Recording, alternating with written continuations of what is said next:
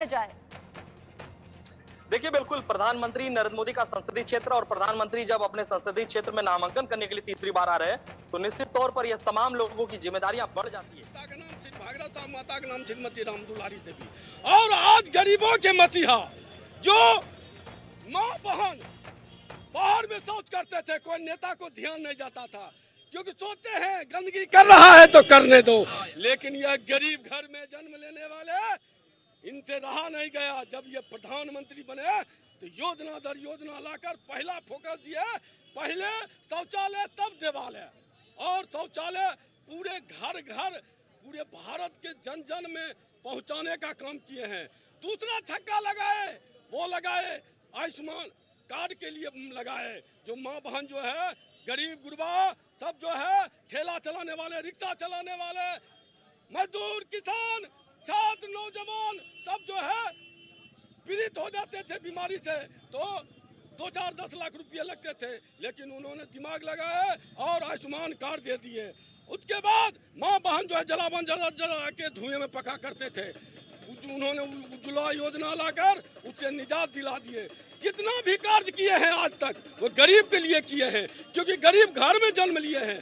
उसी हर्ष और उल्लास से पूरे भारत के मैं तमाम मतदाताओं से निवेदन करता हूं कि गरीब घर में जन्म लेने वाले गरीब घर में उनको ही एक एक वोट एनडीए को प्रत्याशी और एनडीए घटक दल को देने का कृपा करें, क्योंकि गरीब घर का बेटा जो आप लोगों को अभिलाषा था, जो गरीब के लिए कार्य करेंगे। अलग अलग तरीके से लोग उत्साह के साथ इंतजार पीएम मोदी का करते हुए, ऐसे में देख रहे हैं आप तस्वीरें बजरंग बली का अवतार का रूप धारण किए हुए ये शख्स हैं और सीने पर पीएम मोदी की फोटो चिपकाकर ये बताते हुए, जैसे हनुमान जी ने अपना सीना खोलकर दिखाया था प्रभु श्री राम कैसे बसते हैं, वैसे ही सीने पर पीएम मोदी की फोटो लगाकर ये तस्वीर दिखाते हुए बताते हुए उत्साह बहुत ज्यादा है। और थोड़ी देर बाद बस नमो घाट पहुंचने वाले हैं पीएम मोदी, जहां पर जमील अहमद अभी थोड़ी देर पहले लाइव रिपोर्ट हम तक पहुंचा रहे थे, बात कर रहे थे लोगों से, लोग इंतजार कर रहे हैं। ऐसे में नमो घाट पर भी तैयारियां पूरी हैं, क्रूज पर अभी सवार है और क्रूज पर सवार होने के बाद अब आगे बढ़ते हुए नमो घाट पर पहुंचेंगे। नमो घाट के बाद में वहीं से फिर काल भैरव मंदिर की तरफ आगे बढ़ जाएंगे पीएम मोदी। पैदल का ये रास्ता होगा। जमील मेरे साथ में और जमील के साथ में सीनियर कोलीग अरविंद चतुर्वेदी भी मौजूद हैं। जमील, कितनी देर लगेगी? बस पहुंचने वाले हैं। और अरविंद भी मेरे साथ में जुड़े हुए हैं। अरविंद, आज तो कमाल ही हो गया माँ गंगा की। अच्छा जमील, कोई तस्वीर दिखाना चाहते हैं? जमील देखिए, बिल्कुल बिल्कुल बिल्कुल आपको बता दें कि देखिए प्रधानमंत्री नरेंद्र मोदी का जो क्रूज है वो अब नमो घाट की तरफ बढ़ गया है। बिल्कुल एकदम नमो घाट के पास आप देख होंगे कि ये जो क्रूज है मां गंगा के आंचल में 2 क्रूज आप देख पा रहे होंगे कि प्रधानमंत्री नरेंद्र मोदी जो पहले आगे क्रूज जो जा रही है उसी क्रूज में प्रधानमंत्री नरेंद्र मोदी मौजूद हैं और यहाँ पर घाटों पर जो तमाम लोग हैं उनका अभिवादन स्वीकार कर रहे हैं। आप देख पा रहे होंगे कि नमो घाट से महज 200 मीटर पहले प्रधानमंत्री नरेंद्र मोदी का क्रूज पहुंच चुका है। महज 2-4 मिनट के अंदर वो नमो घाट पर पहुंच जाएंगे।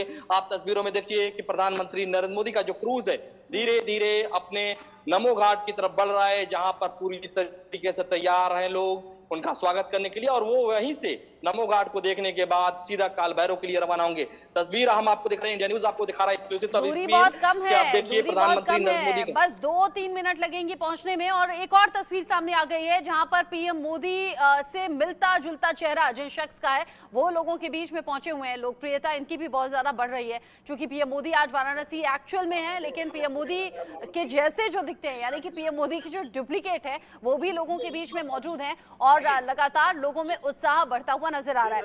अरविंद का मैं रुक कर लेती हूँ इन्हीं तस्वीरों के साथ। एक तरफ तो देखिए हनुमान की जो रूप लिए हुए शख्स हैं वो है, पीएम मोदी के डुप्लीकेट भी हैं और यहाँ ढोल नगाड़ों के साथ पीएम मोदी के पहुंचने का इंतजार बस हो रहा है।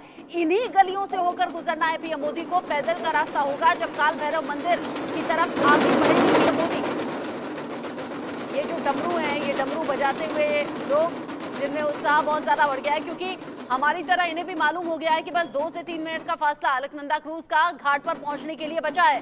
अरविंद, लगातार एक के बाद एक तस्वीरें सामने आ रही हैं। स्टूडियो में बैठकर हमारा उत्साह ज्यादा है, आपका तो वहां पर और ज्यादा होगा, कई गुना ज्यादा होगा। पीएम मोदी ने गंगा का आशीर्वाद भी ले लिया, फिर क्रूज पर सवार भी हो गए और अब काल भैरव मंदिर से भी आशीर्वाद लेकर फिर नॉमिनेशन के लिए पहुंचेंगे। निश्चित रूप से रचना, ये तस्वीरें जो हैं बहुत ही शानदार हैं अपने आप में। और मैं आपको ये बताना चाहता हूं कि ये बाकायदा आप देख रही हैं कि किस तरीके से दशाश्वमेध पे घाट जाना प्रधानमंत्री का। आज गंगा सप्तमी है जिसका बहुत महत्व है, जो इधर इस इलाके में मनाया जाता है। गंगा की पूजा की जाती है, अर्चना की जाती है और उनसे जो है अपने लिए लोग वरदान मांगते थे। ये प्राचीन कथा है। आज गंगा सप्तमी होने के कारण जो है प्रधानमंत्री ने ये बड़ा कार्यक्रम रखा। उन्होंने गंगा की पूजा करने का निर्णय लिया। आपने देखा कि किस विधि विधान से उन्होंने गंगा की पूजा की। उसके बाद क्रूज से नमो घाट वो घाट है जहां पे आप 3 तरीके से जो है वहां पहुंच सकते हैं। आप वहां हेलीकॉप्टर से पहुंच सकते हैं, आप वहां जल के मार्ग से पहुंच सकते हैं और सड़क मार्ग से भी पहुंच सकते हैं। ये अपने आप में बहुत अहम और बहुत महत्वपूर्ण है। आने वाले दिनों में आप देखेंगे कि नमो घाट की जो महत्ता है, जो वैल्यू है, बहुत ज्यादा होगी। उसके बाद वहां से जब प्रधानमंत्री निकलेंगे तो विशेषरगंज इलाके में जहां पे काल भैरव का मंदिर है, कहा जाता है कि अगर बाबा विश्वनाथ का आप दर्शन करते हैं और काल भैरव का दर्शन नहीं करते हैं, जो काशी के कोतवाल कहे जाते हैं, तो सारी चीजें सब गड़बड़ हो जाती हैं। इसलिए जरूरी है कि आप काल भैरव का दर्शन करें। तो प्रधानमंत्री नरेंद्र मोदी ने जो है काल भैरव जाने का निर्णय लिया है। काल भैरव का दर्शन करने के बाद मोदी जो है अपने नॉमिनेशन करने के लिए आएंगे। यहाँ पर जिन लोगों को अप्रूवर बनाया गया है, जो उनके प्रस्तावक हैं, वो जो है लगभग यहाँ पहुंच चुके हैं। उसके अलावा तकरीबन 16 राज्यों के मुख्यमंत्री जो है वो यहाँ पर आए हैं। घटक दल यानी एनडीए के जो नेता हैं वो आए हुए हैं। अच्छा, इसमें एक और बात मैं ऐड कराना चाहता हूं। जयंत चौधरी, जो कल जानकारी मिली थी कि नहीं आ रहे हैं, लेकिन जयंत चौधरी भी यहाँ पर आ गए हैं। अनुप्रिया पटेल वो भी जो है शामिल रहेंगी। उसके अलावा जो है पवन कल्याण, चंद्रबाबू नायडू, राजनाथ सिंह, ये सभी के सभी जो लोग हैं वो जो है आज प्रधानमंत्री के नॉमिनेशन में शामिल रहेंगे। गृह मंत्री अमित शाह। उसके अलावा मैं आपको बता दूं कि जो पुष्कर सिंह धामी, योगी आदित्यनाथ, ये सभी लोग जो है मुख्यमंत्री जो अलग अलग राज्यों के हैं, वो जो है आज प्रधानमंत्री के कार्यक्रम में शामिल होंगे, नॉमिनेशन में शामिल रहेंगे। अच्छा, आप चूंकि मौजूद हैं कचहरी चौक पर, मुझे ये भी बता दें, चूंकि मैं वाराणसी नहीं जानती, व्यूअर्स नहीं जानते, कचहरी चौक के आसपास ही कहीं नॉमिनेशन करने के लिए पहुंचेंगे क्या पीएम? जी हाँ, एकदम जो है मैं आपको पीछे की तस्वीर भी दिखा देता हूँ। ये सामने देख रहे हैं डीएम डिस्ट्रिक्ट मजिस्ट्रेट का कार्यालय है और हमारे दूसरी साइड जो है सर्किट हाउस है जहाँ पे वीवीआईपी लोग रहते हैं। यानी जो भी वीवीआईपी आता है, सरकारी व्यक्ति आता है, वो सर्किट हाउस में रहता है। मुख्यमंत्री योगी आदित्यनाथ भी अभी थोड़ी देर पहले यहीं से निकले हैं। तो मैं आपको ये बताना चाहता हूँ कि कचहरी का जो स्ट्रक्चर है, यहाँ पर सामने कमिश्नर का आवास है और दूसरी तरफ कमिश्नर का ऑफिस है, डीएम का ऑफिस है और सर्किट हाउस है।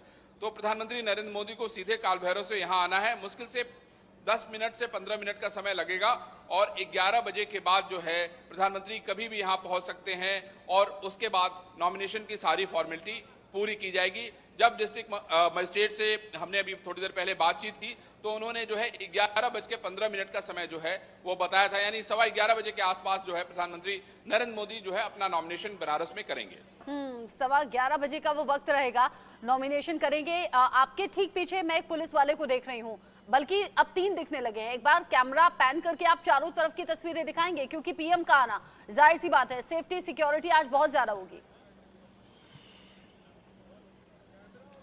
दीपक, मैं चाहता हूं कि कैमरे से ना चारों तरफ के दृश्य को आप दिखाएं, जिससे लोगों को पता चले कि आखिर यहाँ पे क्या स्थिति है, कौन लोग हैं। यहाँ पे ढेर सारे रचना जो है मीडिया कर्मी है, उनको आप देख सकते हैं और उसके अलावा चारों तरफ बैरिकेडिंग आप देख सकती हैं, पुलिस के लोगों को देख सकते हैं और कार्यकर्ता अब थोड़ा आने शुरू हो गए, क्योंकि कार्यकर्ताओं को आने के लिए पहले परमिशन लेनी पड़ेगी। आप देख रहे हैं ना, यहाँ पे जो कार्यकर्ता हैं ये आ गए हैं, कुछ आ रहे हैं टोपियां और जो है गले में जो दुपट्टा टांगे हुए कार्यकर्ता यहाँ पहुंच चुके हैं। तो आज का दिन जो है इन लोगों के लिए भी बहुत बड़ा दिन है, क्योंकि आज इनके जो नेता हैं, देश के प्रधानमंत्री हैं नरेंद्र मोदी, बनारस से नॉमिनेशन कर रहे हैं। बनारस के सांसद जो नरेंद्र मोदी तीसरी बार जो है बनारस से नॉमिनेशन कर रहे हैं। ये भी 4 प्रस्तावक जो चुने गए हैं, जातियों का बड़ा ख्याल रखा गया है। एक ब्राह्मण समाज से आते हैं, 2 ओबीसी से आते हैं, एक दलित समाज से आते हैं। बल्कि संजय सोनकर से जब आप बात कर रहे थे तो उन्होंने कहा, मुझे मालूम भी नहीं था कि इतना बड़ा मौका मुझे दिया जाएगा, गर्व महसूस हो रहा है।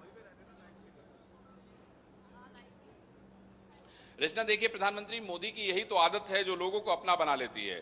जिसको लोग जानते नहीं हैं, उन लोगों में से किसी न किसी को चयनित किया जाता है, जिससे लोग विस्मय हो जाते हैं, आश्चर्यचकित हो जाते हैं। संजय सोनकर को भी नहीं पता था कि वो प्रधानमंत्री नरेंद्र मोदी के प्रस्तावक हो सकते हैं।